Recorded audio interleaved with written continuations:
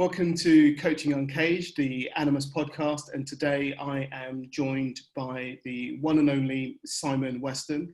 I worked with Simon a couple of years ago, taking part in his advanced coaching course, the Analytic-Network coaching.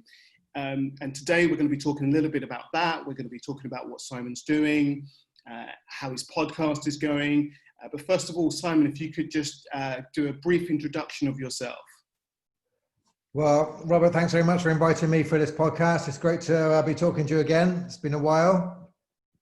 To introduce myself, not sure where to begin. I've had a long and mixed career. So I left school when I was 16. I worked in a factory. Then I trained as a general nurse, working with the dying and the sick.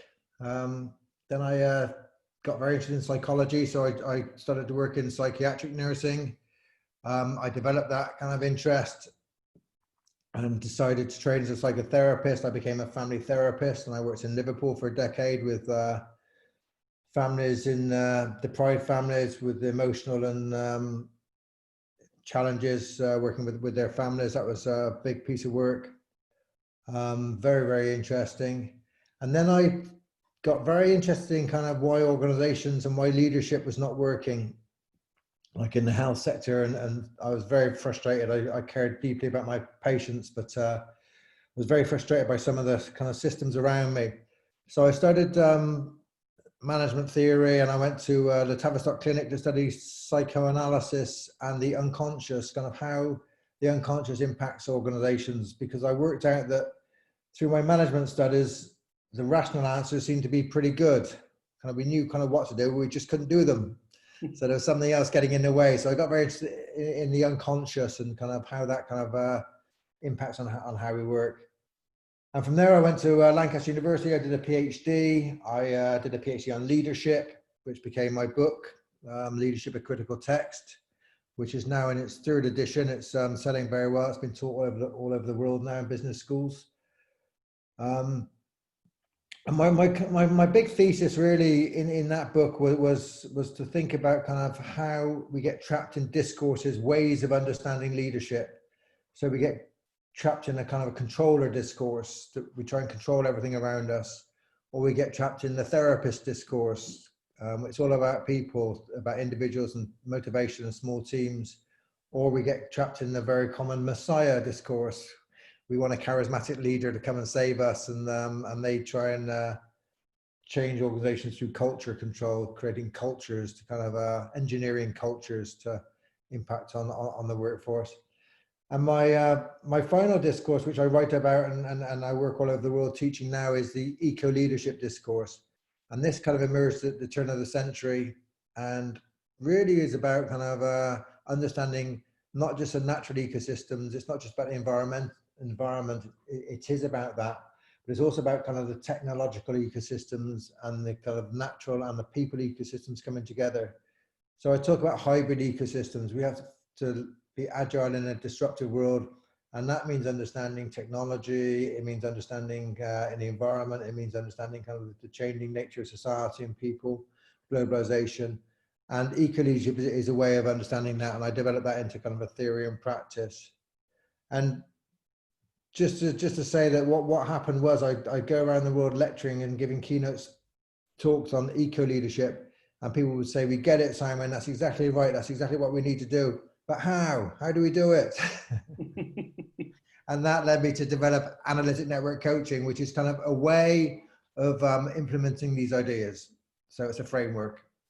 Fabulous, fantastic. That's such a rich and wonderful experience and journey that you've gone on. I'm always really fascinated about journeys and the journeys that we go on and the stories that those create. And as you were talking there, I was wondering how working with death and the dying, how that has had an impact on the work that you do. Well, I think it's profoundly important. I mean, you're 18 years old and you're playing rugby with your mates and you're out drinking and partying, and you know, I was a bit of a lad, enjoying myself, and suddenly you're confronted with dying. You're in a A&E ward, and you're you're in the emergency room, and 5 people come in from a big pile up on the motorway. We were by a motorway junction, the hospital, and 3 would live and 2 would die, you know, and in front of you. You know, you'd have a young man on a motorcycle just passing away in front of you. And back in the day, there wasn't a lot of counselling. It was like Nurse Western, go and get a coffee, you know. So you'd kind of internalise the fragility of life. I think it had a massive impact on me in the sense of, I think most of us disassociate from death. We kind of push it over there somewhere. It's kind of like, it's what our grandmother does when she's old, or it happens in, you know, in that place over there. But, you know, like the way we sanitize it in the West, we kind of, even when people do die, we don't see it. You know, the funeral director takes the body away and we don't see it. But with this, it kind of, I got very interested in death, and I got very passionate about caring for the dying. I actually enjoyed it. It's a strange kind of thing to say that you enjoyed. But for me, it was the biggest gift you could give to someone was to give them a good death, you know, and make sure that their family were okay. And I used to get kind of told off on the wards for, Nurse Weston, go and do some work, stop talking to the patients. And I was like, talking to the patients is the work. It's really interesting how that's so turned around over time. And, you know, right now we're in a pandemic, and we're seeing lots of images of nurses spending time talking to patients as they pass away, and so naming that that's part of the work that they are doing. Yeah, no, it's really transformed since, you know, I trained in the kind of 80s and stuff, and it's really changed since then. There has been a huge shift, but still there's been a huge shift, and there's a big problem there. I mean, we get these narratives from the hospitals about the caring nurses, but the systems, the defenses nurses and doctors still have, there's still quite a gap between, I mean, you get brilliant nurses, you get brilliant doctors who do this fantastically well, and you get kind of a system which doesn't really go to the places we need to go to. It's still quite, I think a hospital is still quite a dehumanizing place, in spite of, you know, the best efforts of many nurses and doctors. The structures are kind of, for me, the hospital is still kind of like built on the idea of a factory. It's like, you know, you get sick, you go in, you know, they use the tools and techniques to kind of do something to you, and hopefully you come out kind of alive and better, and maybe not, but it's kind of got that model in its head. You know, we send people to these big buildings called hospitals, and it's kind of, I write about the hospital factory complex and how we have to change that. We have to change that. It's kind of the wrong model. Yeah, I know that when I was working with Creative Partnerships, sort of maybe 10 years ago now, they also spoke about that, but from an educational perspective, this idea that schools were factories. You sent somebody in, and then they came out the other side, and they were a tool that, you know, we made them into a tool to go and do a job, but those jobs no longer exist. And there was lots of conversation around how are we creating creative and agile young people that can shift and move with the changing times, because the jobs we're training them for won't be there when they leave that space. That's right. I mean, the models of our hospitals, our education systems are built on 20th century models of factories. It's like the Industrial Revolution was a model for this, and perhaps it served its time. You know, I mean, there were huge improvements in health and education, you know, so it wasn't like it's all wrong. But now we live in a different world, and we live in a network world. We live in ecosystems, as I referred to, and we have to kind of deliver health in different ways. So health has to shift from kind of, it's also the idea of the doctor kind of being the omnipotent, grandiose person who kind of lays their hands on you and makes you better or not. You know, we have to take healthcare back into the community. We have to take education back into the community. We have to educate people for the world around us, not for some kind of, I mean, they go through the school factory, and then, I mean, the universities are getting worse. The universities used to be places of thinking, now they're places of production. It's like, now they're Walmart. It's like stack them high, pile them in, kind of put them through this kind of process, stamp their degree, and out they go the other end. And you know, what did they actually learn on the way? That was really interesting. I remember working in universities when there was that shift from sort of external government funding to funding by the students themselves, and noticing how we went from this space of exploration and thinking to a space of let's get as many as we can in, because we need to meet our budgets and all of that kind of stuff. Yeah, and the student is no longer a student; they're a customer. Yeah, and that changes things radically, because the customer demands things, and they demand that the tutor treats them nicely and doesn't ask too many difficult questions, and they demand the right. I paid 7,000 for my kind of degree, or 20,000 or 30,000 or whatever you pay, and I expect a result. Yeah. So it's a different relationship. Yeah, and it's as we talk about networks and relationships, it reminds me of being in the training room with you, those years ago, and really sort of coming to grips with the idea of networks and the networks that I'm within, and the relationships that then exist within those networks. Yeah, so I think that's a big challenge, because what I noticed in progressive thinkers, there's a lot of people doing systemic thinking, complex thinking, adaptive thinking. There's lots of different names. There's chaos theory. But there's a big gap between kind of the talking about kind of the big theories and people on the ground. And the Analytic-Network coaching framework takes people on this journey from the depth analysis, which is really kind of working on your deep psyche, your soul, your purpose, kind of what makes sense to you in the world, meaning, deepening your unconscious insights.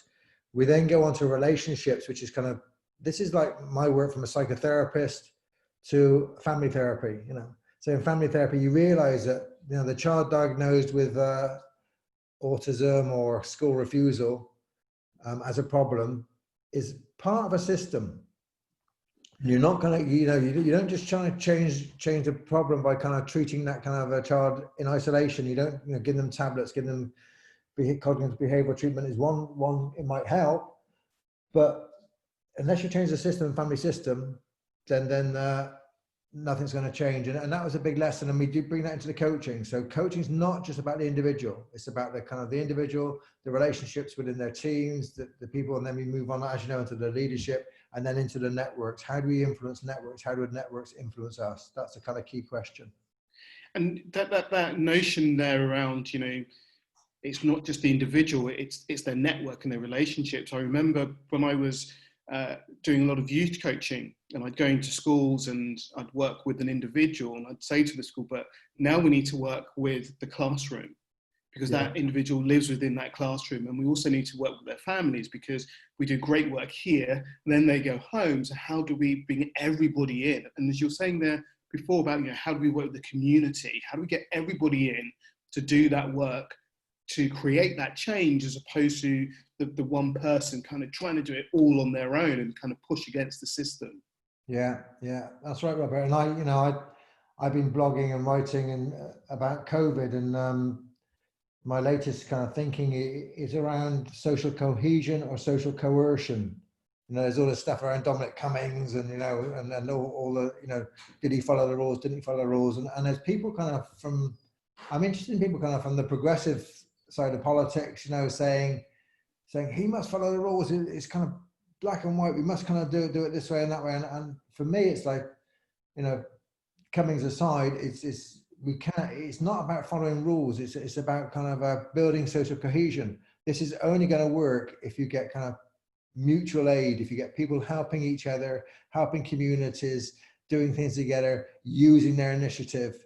And we have to build that narrative rather than because black and white rules are not going to do it in this kind of scenario. There's too many kind of nuances. There's too many fluctuations. So we have to build a different mindset, really.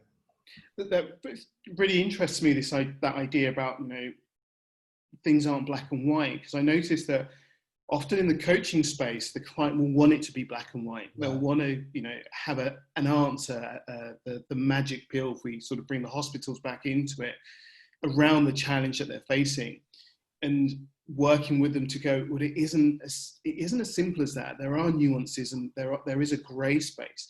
And also when training coaches as well, helping them to sit in that unknowable space and be okay within that. Yeah, and that is the work. I'm developing leadership training really around that idea at the moment for like the post-COVID world, or the continuity of the COVID world, because it's not going to go away quickly. But it's really about this idea that, you know, we have to kind of break again, the 20th century kind of model was a modernist model, an industrial model, and it's a linear model. It's a reductionist model. It's built on reductionist science. And I'm not negating that, because again, this science has produced great healthcare, great medicines, you know, it produced some amazing things, you know, but there's an and to that, and something else. Now, we can't reduce the whole world to that. Humans don't fit into that linear model very easily, you know. Networks don't fit into that linear model very easily.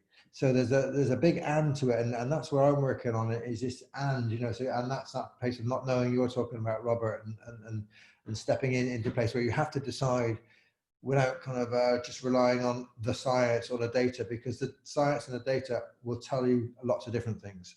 And you still have to use your judgment and your thinking. And in the end, you have to be courageous and step into that space and make a decision on the basis of kind of what we know. But it's not all about knowledge. It's also about kind of other things.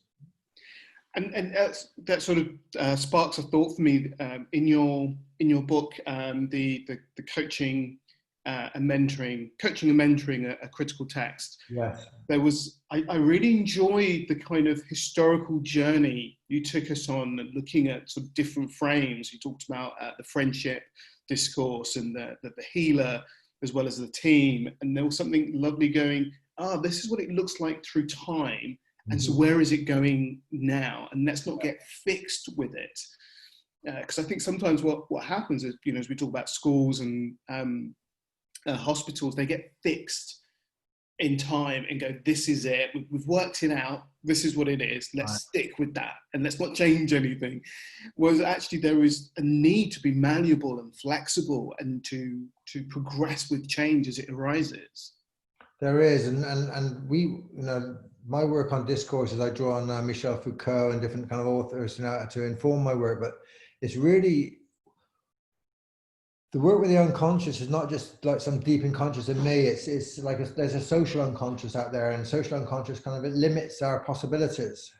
So we get set in certain frameworks of thinking, you know, coaching is this, or leadership is this, or you know, and of course that's very culturally determined. It's very socially determined, and it's very historically determined, like you just pointed to. You know, so if you say the world looks like this, well, it probably doesn't look like that in China, or probably doesn't look like that in Ghana. You know, it's depending on where you are and kind of at what point in history and what kind of geographical, what context you work in. So it's taking, you know, everything I do is to try and say, you know, we have to kind of use critical thinking to ask questions and to kind of disrupt these kind of the logic which we think is normative. Like, this is just the way it is. No, it's not just like that. There's other possibilities. I love that word disrupt. You know, we often talk about Animas, we talk about you know, challenging and being courageous, and I enjoy that word disrupt because it has real energy and action to it. It's like we're going in to shake things up and to see what sort of falls out, or what new perspectives we can arrive to through that disruption. Yeah, and it's interesting that the word's commonly used in sort of technology. You know, we're talking about technological disruption a lot. But people, I mean, one of the shockers I find in my coaching, you know, I coach leaders all over the world in a variety of organizations, you know, high-tech organizations, kind of healthcare systems, retail, you know, the whole banks. And I'm amazed by, you know, in awe of some of the kind of intelligent people I work with. You know, they're clearly highly intelligent, highly gifted, highly able. And yet there's a real lack of critical thinking. There's a real lack of people being able to actually kind of apply real critical thinking to question the discourses they get trapped in. And that's interesting. We live in a very conformist world. People talk about choice and freedom, but we live in actually a very conformist world, I think. When you talk about critical thinking, how would you describe critical thinking? The frameworks I use, when you talk about critical thinking, it doesn't go down very well in the coaching world, which is always talking about positivity and stuff, you know. But I'm not talking about being critical. I'm talking about critiquing, being able to critique, being able to kind of ask questions. And I have a framework in my books, and I probably can't recall all the frames now, but one of the key frames is looking awry, looking differently. And I use the image of a cameraman in making a film shot or a movie.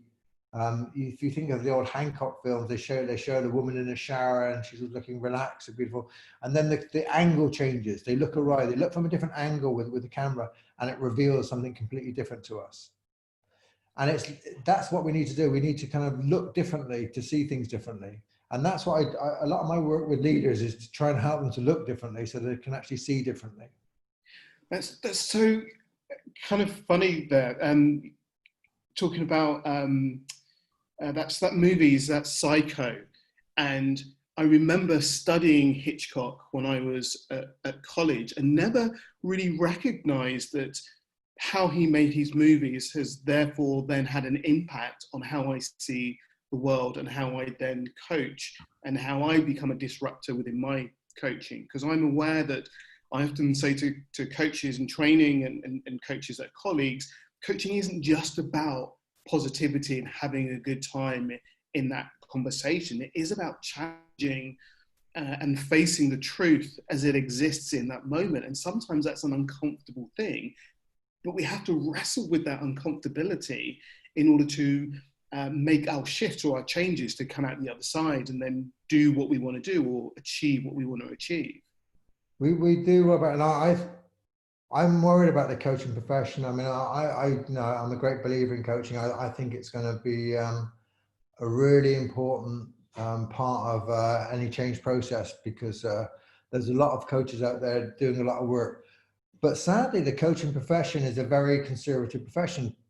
The people self-identify as entrepreneurs, as change agents, as the thinkers. But a lot of coaches haven't done the work. They haven't done the work on themselves, and they haven't done the work intellectually to read, to understand, to be able to think critically. So they fall into very common discourses, the positive psychology discourse. It's about making people happy. They think in very kind of linear discourses, the modernist discourse. So they're reduced to kind of, tell me your problem. What goal should we set? How do we get there? With the 5 steps to kind of solving your, all these different narratives, how can we kind of make you happy? And that doesn't allow for lots of other questions. It doesn't allow for people to go into deep unconscious places and really understand what's going on in themselves and in others. And it's, this is the work I'm trying to do is in Analytic-Network coaching, we talk about creating a coaching movement to challenge these kind of discourses, these modernist discourses, which are very linear. And they're not going to bring us into kind of a new paradigm we need to go to. They're repeating the old paradigm. And that's kind of a worry for me. I was talking with Yannick Jacobs the other day. He's a positive psychology practitioner and existentialist coach as well.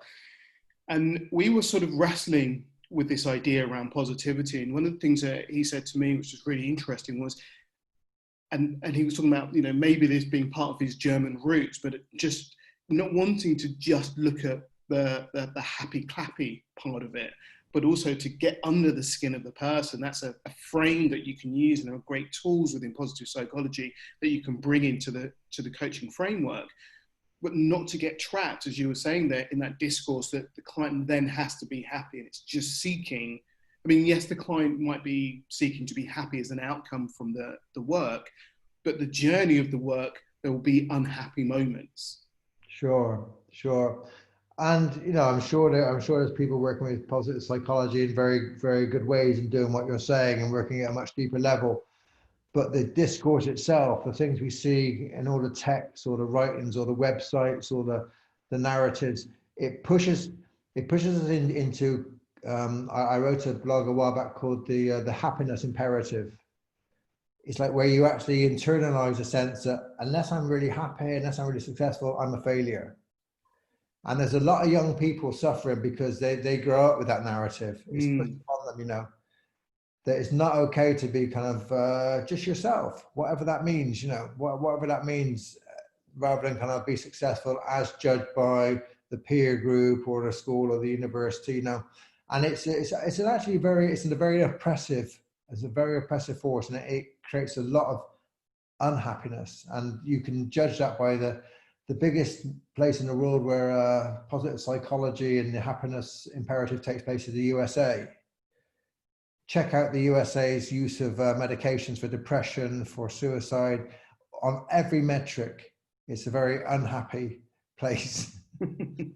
It's really interesting how we take these ideas and it's almost like we go, they're the answer to a problem, and we become fixed in that, and then we kind of blanket that over a society and push them in that direction to think that way. I know a lot of young people, well, maybe not young people, people now with social media at play, you know, getting caught in this notion that because I see my friends all, you know, out having a great time or eating great food, that's the consistency of their life. There isn't ups and downs, there isn't the dark or the shadow sides that also exist, but we don't show those on the social media. We don't present those darker sides. That's right. It reinforces that kind of that whole idea about you have to be positive, you have to look good, you have to kind of and in the end you lose yourself, because you get confused between the image of yourself, the performative self, and your authentic self, and that gap becomes wide, and that leads to depressions and conflicts, anxieties, and so many problems. I could talk to you forever. There are so many thoughts popping up here. You know, how do we bridge that gap? How do we work with communities? How do we work with coaches to create critical thinking? I think, you know, I was talking to somebody else recently about, you know, how do we get coaches reading about their art form and their practice to really understand it and understand the sort of the frameworks. Where does that stuff come from? To be able to discuss it and wrestle with it and, you know, challenge their own thinking. So it'd be great to have you back to perhaps explore some of that as well. Well, it's been really great talking to you, Robert. Yeah, so I'd love to come back. That'd be very good. I mean, just to let your listeners know, the other pieces of work we are doing, we have a coach training online coming up for. If you go to www.analytic-network.com, you'll find us, and we're doing online training now, which takes us into all the areas I'm talking about. You know, this is a deep piece of work, and we people get my book, so you know, I encourage people to kind of actually really engage, and it's a kind of a transformation for themselves as well as for the work. And the other thing is my podcast. Listening to that. Edgy ideas. The whole idea is to try and promote people to think differently, to kind of to look a bit more at themselves with this idea of looking awry.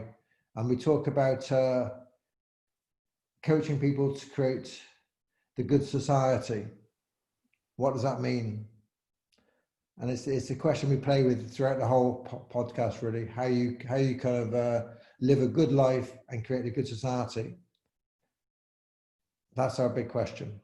Thank you so much. I look forward to listening to that and having further conversations with you. It's been a real pleasure having this conversation with you today, Simon. Thank you so much for joining us. Thank you, Robert. It's been great talking to you. Go well. Goodbye. Take care.